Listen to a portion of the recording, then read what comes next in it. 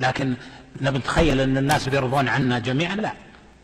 ارفع رأسك وقل أنا سلفي، ما في شيء. Həsənallahu aleykum səmahət şeyh. Esselamu aleyküm hörmətli şeyx. Bu sual verən soruşur ki, valideynlərin qəbirlərini ziyarət etmək onlara edilən yaxşılıqdandırmı? Peyğəmbər sallallahu aleyhi və səlləm Rəbbindən anasını ziyarət etmək üçün icazə istədi və Allah ona icazə verdi. Onun üçün bağışlanma diləməyə icazə istədikdə isə ona icazə verilmədi. Valideynləri qəbirlərində ziyarət etmək də ümumi qəbir ziyarətlərindəndir.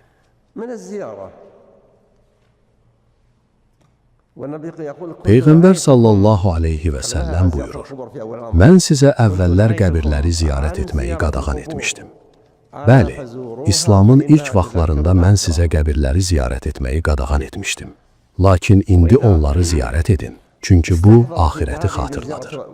Əgər insan qəbristanlığa valideynlərini ziyarət etməyə gedərkən, onlar üçün dua etməyi niyyət edərsə, bu gözəl bir əməldir.